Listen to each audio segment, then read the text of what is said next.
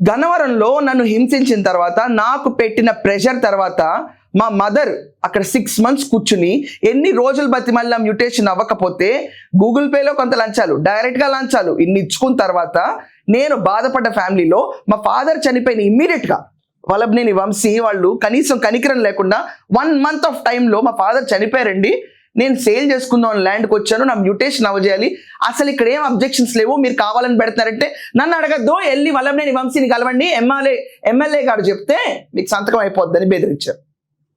ఎలా ఉంటుంది నాకు చూసేదానికి? ప్రాక్టికల్గా ఆలోచించండి ప్రతి ఒక్కళ్ళు. మండదా నాకు? ఎమ్మెల్యే దగ్గరికి వెళ్తే న్యాయం జరగాలి, కానీ ఎమ్మెల్యే ఆఫీస్ నుంచే మాకు ఇన్స్ట్రక్షన్స్ వచ్చినాయని చెప్తే ఏమనాలి నేను? Vamsi, I want to ask you straight question ఈ వీడియో నుంచి, క్రిస్టల్ క్లియర్గా. ఒకవేళ నీకే ఈ విషయం తెలీదు, ఓకే, బెనిఫిట్ ఆఫ్ డౌట్ ఇస్తున్నా ఇక్కడ నేను. రంగా శేషివ చేశారు ఈ పనులు, నీ కింద ఉన్న అనుచరులు, ఫైన్. ఒక్కసారి రికార్డ్స్ తిరగేసి 6 నెలల పాటు డిజిటల్ సిగ్నేచర్ ఎందుకు అవ్వలేదు, ఎందుకు రెడ్ మార్క్ ఉందో ఒక అకౌంట్లో అని వెరిఫై చేయగలుగుతావా? అయిపోతుంది కదా అక్కడ పాయింట్. Go back.